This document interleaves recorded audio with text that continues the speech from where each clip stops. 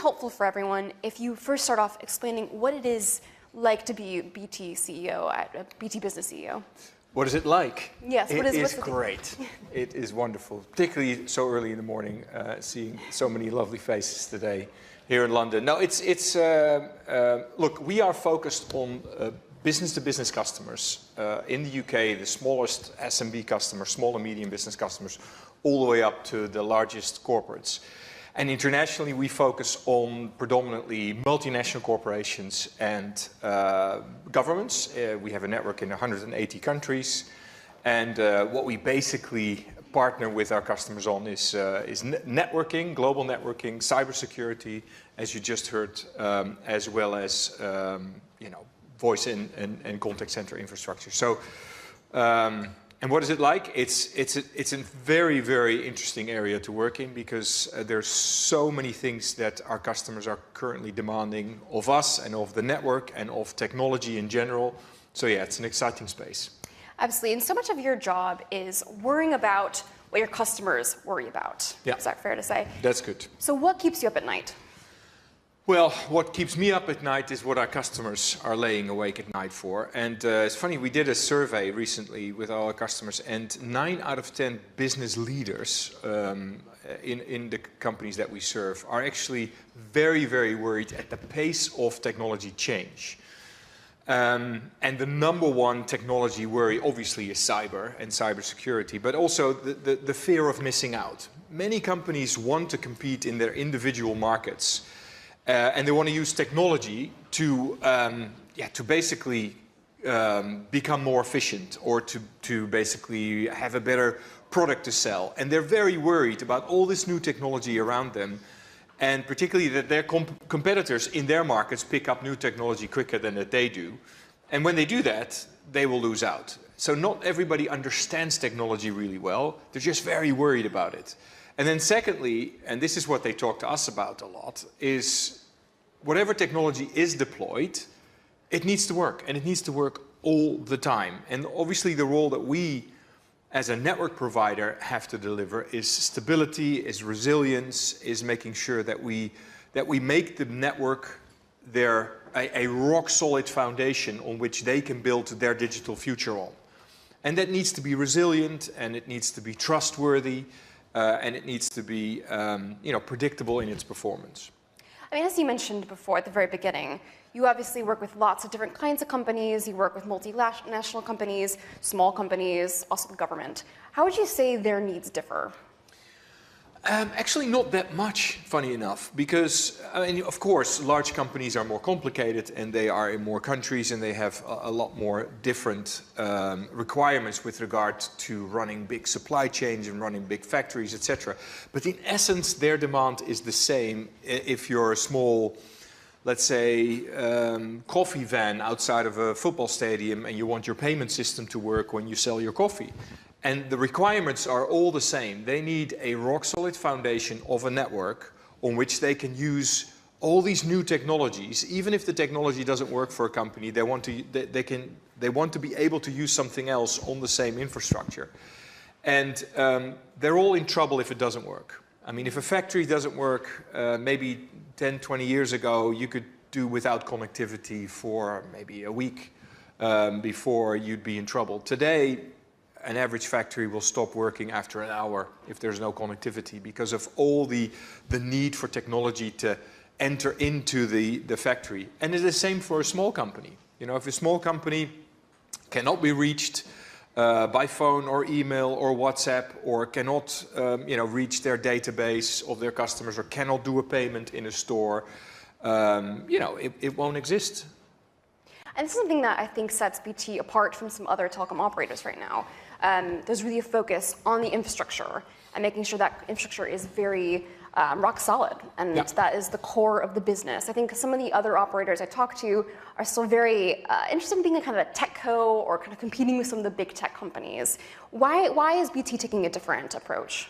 I mean, we are systemically important for the UK. If I just take the UK as a country, we spend $5 billion a year investing in infrastructure.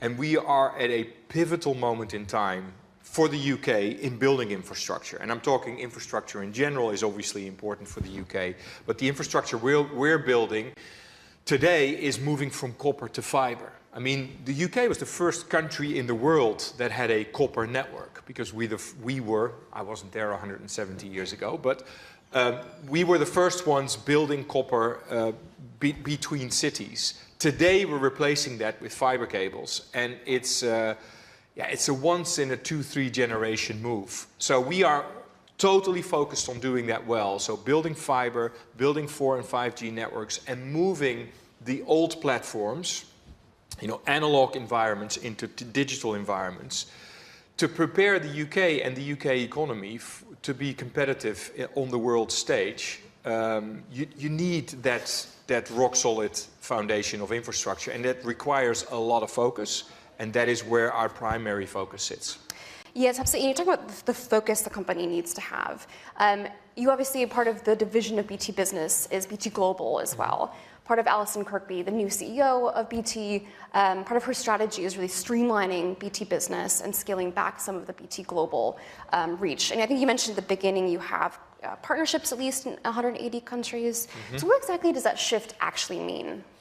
Yeah, so it's not scaling back. What we see in our global environment is a different development than in our domestic. In domestic environment in the UK, we own all the fiber and the copper networks, and we basically build all our antennas for 4 and 5G. So the move from old to new is from copper to fiber, and from 2, 3G to 4 and 5G. That's the focus in the UK. Globally, we have an overlay network, which is today it's called MPLS, but you can forget that in a second.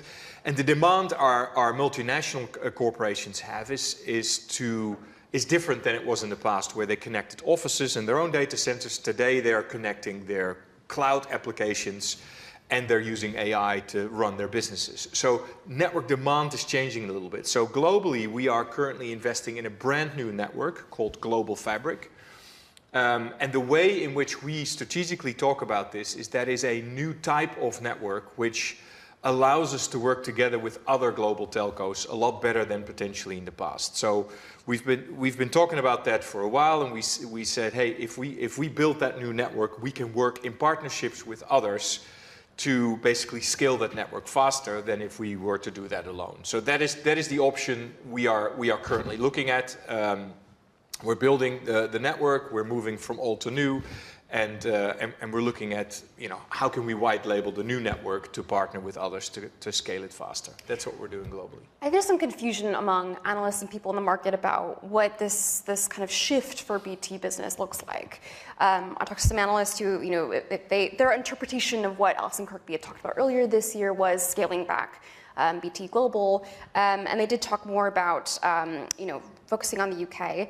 But now it seems like more you're talking about partnerships with other companies. What kind of partnerships do you want? And is there a misunderstanding when analysts talk about, retreating from BT Global? Yeah, no, that is definitely a misunderstanding. But the way in which we look at partnerships has everything to do with what we do for customers and how we can bring those services as efficient as possible.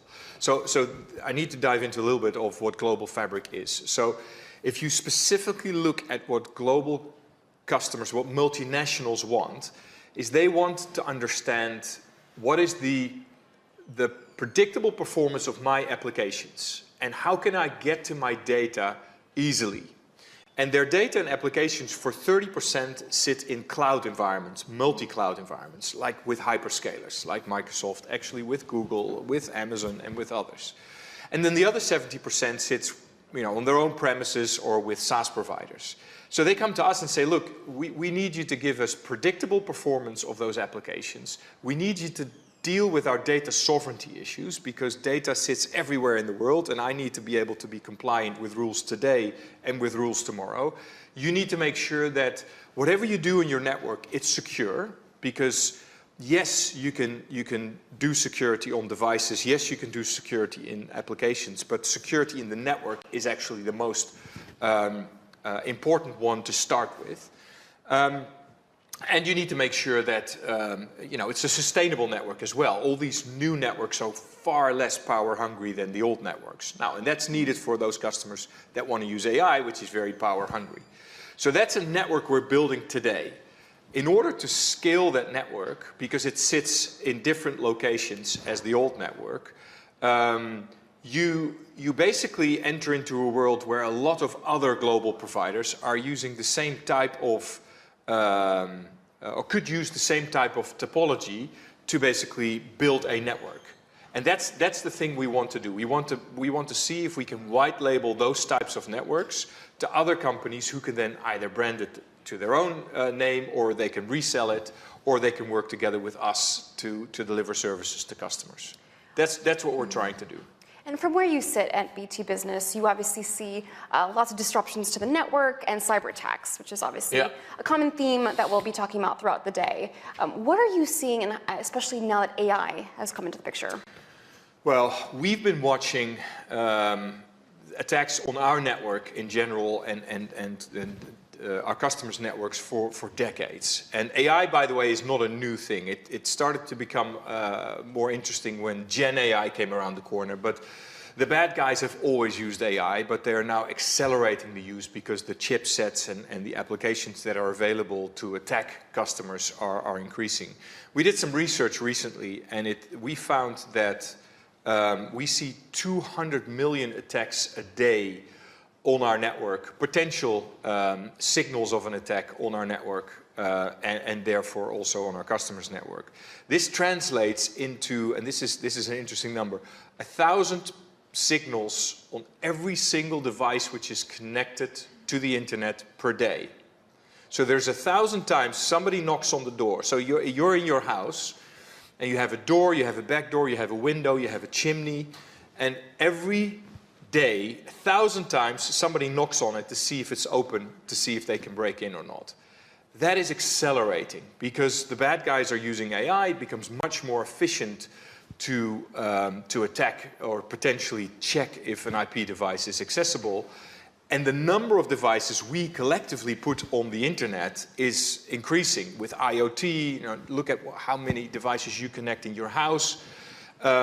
So you see the number of devices scale and the number of attempts to enter into the network through these devices scale up. And AI is a big component of that. Now, luckily, we are helping customers defend using AI as well. So we have lots of data, which we analyze in a very smart way so that we can say, okay, protect your windows, doors, and chimneys in a certain way. So they can't go in and they go to the neighbors, or they stop attacking. But this is a never-ending story, and this is accelerating at the moment, unfortunately. And you're using AI tools also to catch up with. Yeah. Yes, absolutely.